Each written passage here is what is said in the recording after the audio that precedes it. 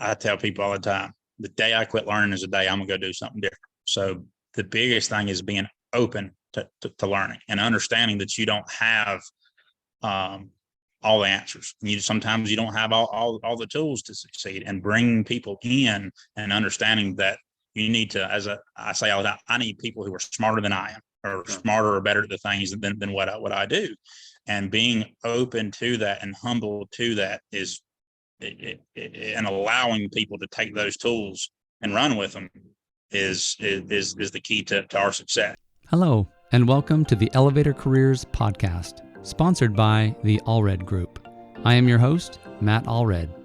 In this podcast, we talk to the people whose lives and careers are dedicated to the vertical transportation industry to inform and share lessons learned, building upon the foundation of those who have gone before to inspire the next generation of elevator careers. Today our guest is Jonathan Fox, a founding partner and owner of Resolute Elevator in Burlington, North Carolina. Jonathan started as a helper and mechanic in the field and quickly became an adjuster and troubleshooter. In 2017, Jonathan and his wife Kimberly took a huge leap of faith and started Resolute Elevator, which now operates across North and South Carolina. They have 23 employees and they continue to grow. Jonathan, welcome to the show.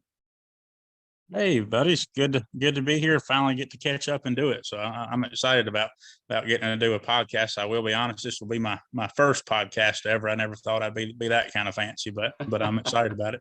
Well, I'm glad to have you here. And honestly, I haven't been doing it that long. I think, had the idea for a while. I had a lot of fear about actually doing a podcast, but just I don't know. I love the elevator industry and the people in the industry that are so passionate about it. It just kept coming to mind. These stories need to be told, and these people need a chance to just talk about what they do and what they love. And that's one thing I love about talking to you is, first, you have a very unique story, but what you're doing and what you love to create, I think is awesome. It's a story that needs to be told. So thank you for being here. No, I appreciate it, and you're right. Us elevator guys are a different breed, and once it gets into you, there's nothing else that kind of scratches that itch, if you will. It's just what we do, and I think anybody who is actually passionate about it just bleeds out of everywhere, bleeds out of their eyeballs, bleeds out of their smile, everything. So we're and that's definitely us and the team we've put together here. So yeah, man, rock and roll. Absolutely. So talk to me about your beginnings in the industry. What was it that kind of got you there in the first place? So it's funny. I was 18 years old. I was, this is there in 2007. So the housing market crashed. I grew up building houses with my parents, and basically Dad told me, fixing to graduate high school, that I need to go find a job. That the markets was crashing, and so I went to work for the city, local municipality here in North Carolina, and like any city job, you had to have a second job because there's not much money and working for a municipality. And I was working at a little feed store in Snow Camp, and there was a local guy named Doug who used to come into the store all the time, and he said, "Boy, you know how to work. You got to come on with me." And of course, I said, "Well, what do you do?" And he said, "Elevators." And I said, "You're crazy as a moonbat. I don't know nothing about no elevators other than push the button." And so at any rate, I ended up interviewing and taking him up on it, and started out in the industry with the big boys. Started out with Tisson, and I can vividly remember my very first day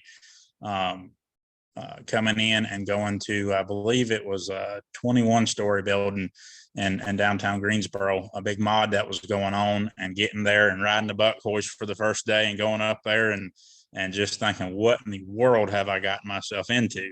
And made it through the first week, and I just fell in love with it, right? And so went right into modernizations and really enjoyed that. Worked for many of the majors, and long story short is I got hurt. I broke my back, not on the job site, but actually off the job, and finally the economy caught up to the elevator industry at that point in time. So there was a lot of layoffs, and so I ended up working for a couple little independent companies, helping out with that. And actually met my now wife at that time, who was also helping out with some sales. We did a couple. This was a real small company. We sold a couple of mods and things like that. And unfortunately, it came time to pay some sales commission to my now wife, and they didn't want to pay her that. And so she was graduating marketing school and was going to have to go look for another job. And she said, "Well, I like this elevator stuff. We should start a company." And so, well, that even sounds crazier than getting into the elevator business. So, but we did it. We made a website at our kitchen table. We printed out some cards. A couple of guys that had been working with me for a couple of years at that independent company came on with us, and we just we got started from really humble beginnings there. What year was that? When did you actually say, all right? This was Resolute Elevator has been in business for 6 years now. Okay. And so all my years run together, it seems like. But so we started out of my garage, and it's funny. Yeah, I had a few nickels that I'd saved up to start the business, and we went all the way down to zero, right? And just, when are we going to get this first job? When are we going to get this first job? I can remember going to my closet and like, where are my shirts at? And so we couldn't afford to go buy t-shirts and stuff. And so my wife would take a t-shirt at a time as we had a few dollars out of the closet and go have an old t-shirt embroidered. And would go get an old hat and go get a logo put on it so that we could just make it to this one meeting, right. And look professional. And so, but we got that very first project, and knocked it out of the park.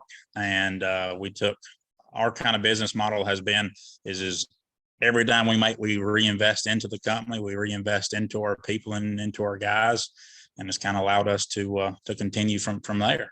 Yeah, no, So, that's awesome. yeah. I'm curious, when you sat down at the kitchen table and came up with a company name and a logo and said, all right, we're going to do this, what was your vision? I mean, and I guess my question is that vision, is that what you're doing today? I mean, did you see it from 6 years ago, or has that evolved over time?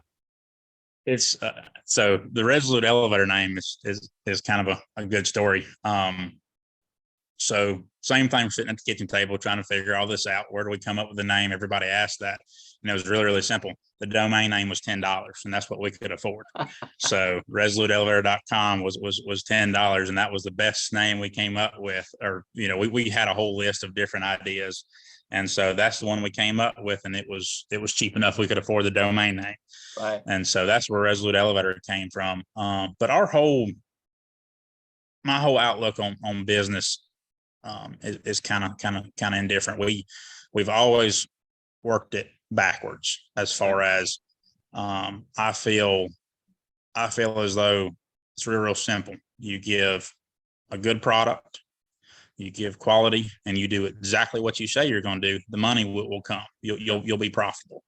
And as long as you look after your people will appreciate that. And as long as you reinvest into your people and into your products, it will come. Obviously, from 3 or 4 guys in a truck to where we're at today. Now, of course, we have accounting departments, and we look at these numbers to see how jobs are doing profitability wise, et cetera. But it's still, in my view, the same mindset. Just give a great product, do exactly what you say you're going to do, and be honest.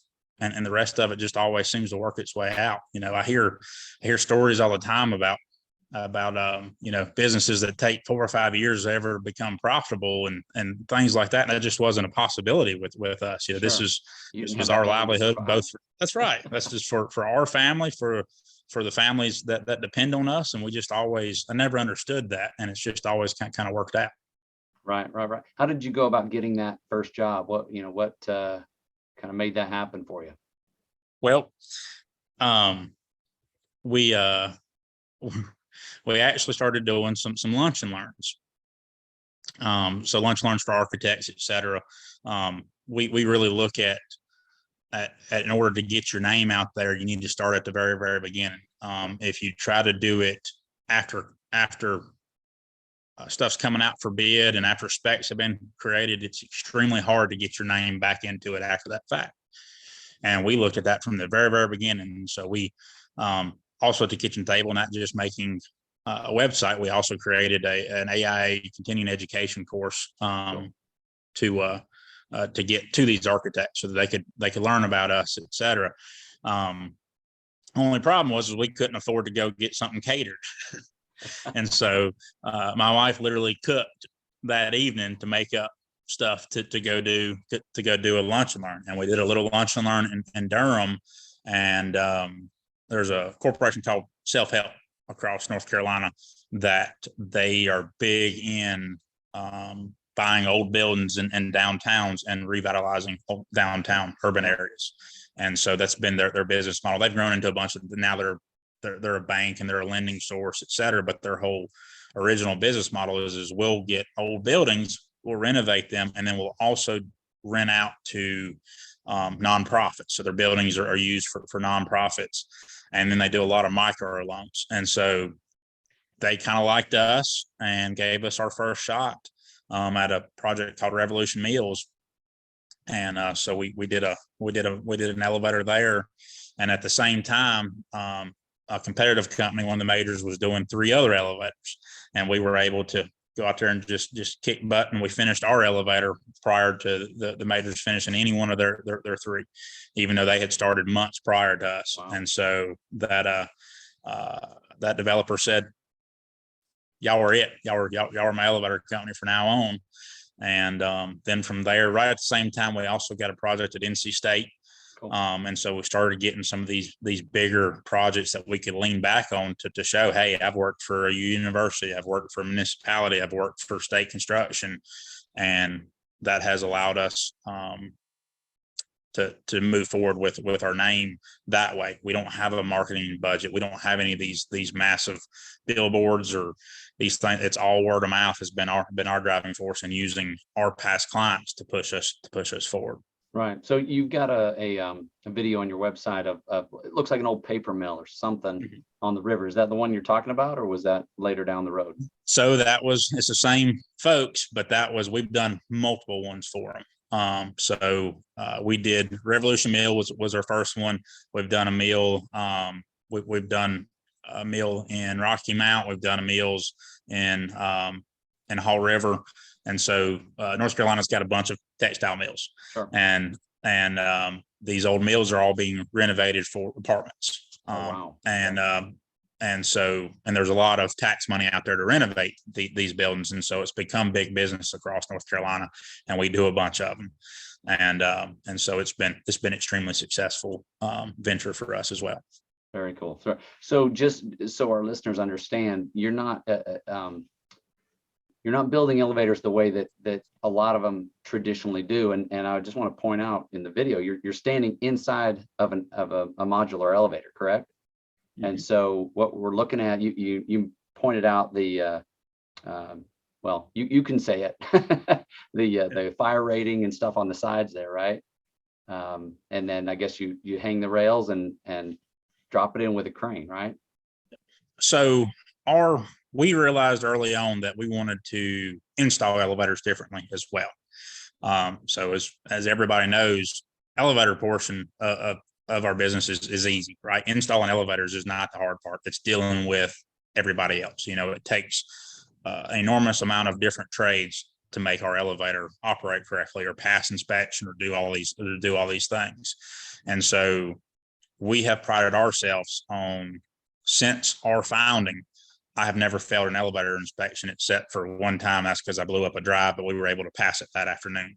And that takes a lot of work, both on the pre-con side all the way through the project. It takes a lot of holding hands and meeting with electricians, and we were finding that on the new construction side, although that's the only way we want to do business, because we don't believe in the redeployment change orders and all these kinds of of items, that it was hard to be competitive having all those enormous amounts of trips coming out there in order to be sure that the elevator is ready for inspection the first time and passes the first time. And so we scratched our heads on it and tried to figure out, well, what can we do in order to solve this problem? And so we looked at the modular elevator system, which basically consists of a tubular steel structure. That's a structural structure with a rating on it. We fire rate it with sheetrocker, doing Den's glass, et cetera, in order to get your fire rating.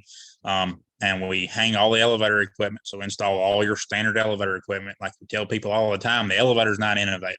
The fact that we're building it in a controlled environment in a hoist way is what makes it innovative. So it's your standard elevator equipment that gets installed. And then we go ahead and do everything else: the pit ladder, the pit light, disconnecting means, any of those work by other items that seem to hold up a job, or you get there and the electrician put the light in the wrong spot again, even though you drew it on the wall where it to go. All those items we now can control, and we also build it in a controlled environment. So your elevator equipment's not sitting on a job site getting stepped on for a month before you get there, or rain delays or any of these other problems. And so we show up to the job site with a completed elevator that we crane into place in 15 minutes. I mean, it is incredible the speed that we're able to do. It even amazes me sometimes. And we'll have, every time we do one, there'll be a big group of people that want to come out and come look at it, and they're all amazed. Wait, that's it? And then the next thing they do is they'll go out and look. Oh, you mean the elevator equipment's already installed? That's wild. Yeah, it's all there. It's all ready to turn on. If I have power on the job site, when I arrive, I'll have that elevator up and running, ready for inspection by the end of the day. It's just incredible what we're able to do. And it's been challenging. Building elevators on its side, you would think would be simple, but you do everything differently than what you ever did in a vertical shaft. Absolutely. But we've been able to figure it out, and we're really onto something with this.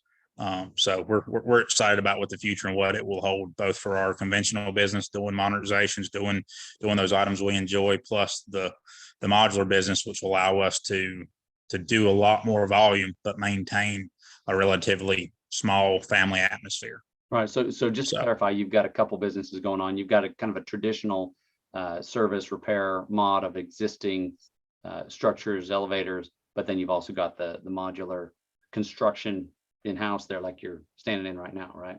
Yeah. And so, yeah, the original company was started with Resolute Elevator, doing conventional type installations, a lot of modernizations.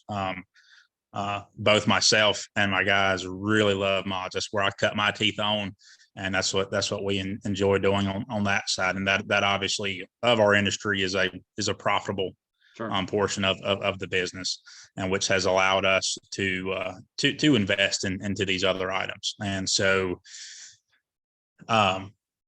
basically 2 years ago, or a week before COVID shut down the whole world, we had been talking about it for a while to do a large addition so that we could start assembling these elevators here in North Carolina, these modular elevators. And so took every dime that we'd ever saved, every couple of nickels we could rub together, and we signed on the dotted line to do this addition.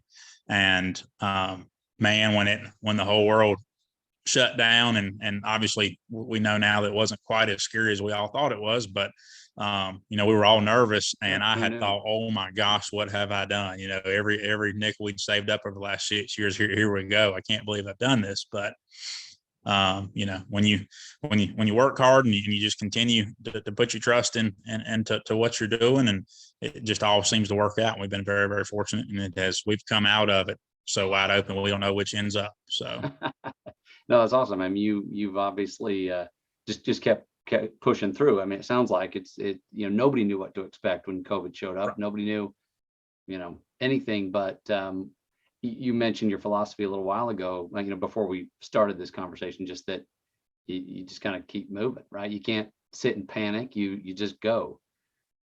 And I find that inspiring that you just, you know, you go with what you know, and I think you said you work on what you can control.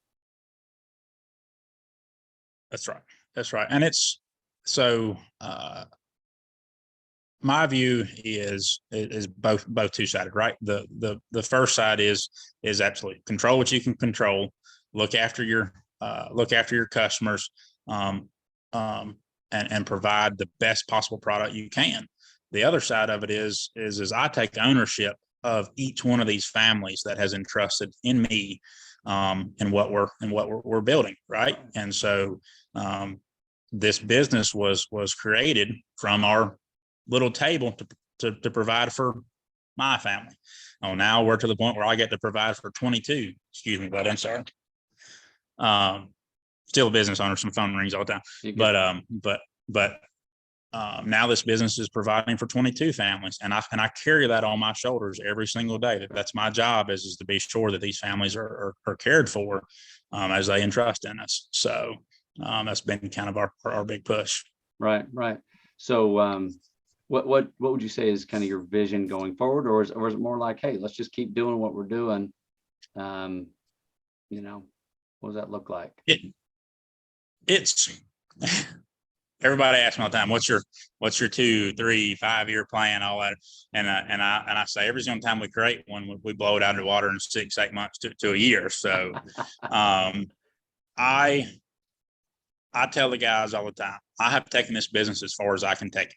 Right. I will grow this business as much as y'all want to grow it with me. I feel as though I'm to provide them with the opportunity and give them the best opportunity for success. And if that means the business is able to grow along the way, that's awesome. That's right. So, you know, my enjoyment now, yes, I still enjoy getting out of the office and turning wrenches, because then I can turn my phone off. But the other is seeing all these guys, you know, seeing the guys pull up in brand new pickup trucks and getting to sharing their successes.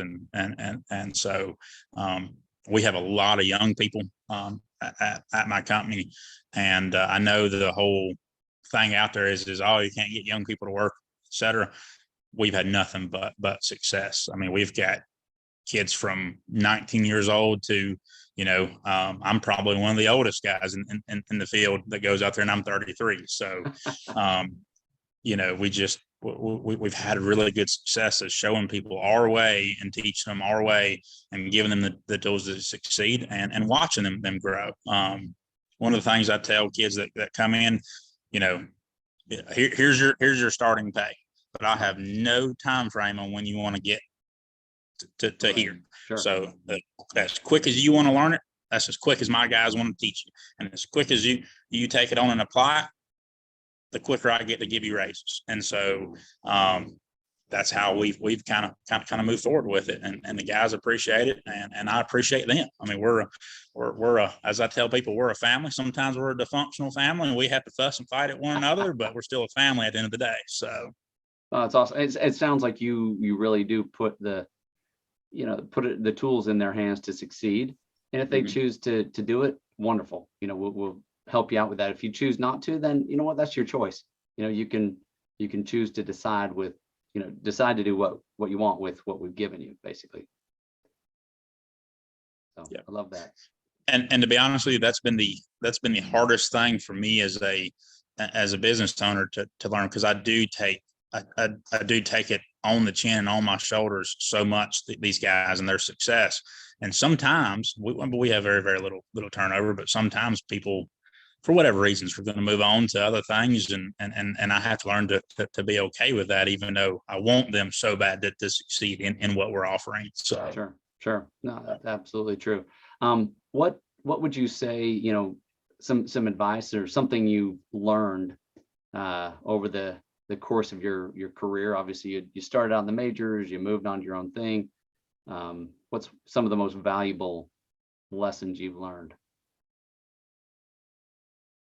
So I tell people all the time, the day I quit learning is the day I'm gonna go do something different. So the biggest thing is being open to learning and understanding that you don't have all the answers. Sometimes you don't have all the tools to succeed, and bringing people in and understanding that, you need to, I say all the time, I need people who are smarter than I am, or Sure. smarter or better at the things than what I do.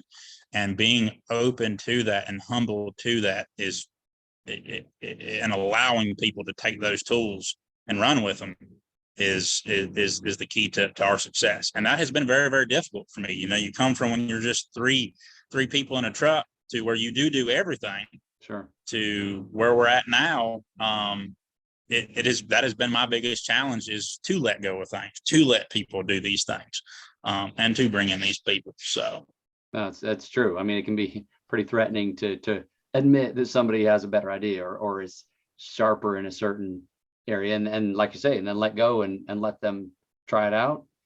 And maybe you don't understand what it's going to do because it wasn't your idea and you didn't think of it, but once you make that leap, and this has literally happened with us over the last year. Once you make that leap and you get to you put it in the hands of your guys, and I do it to everyone, from the guy sweeping the floor on the way up.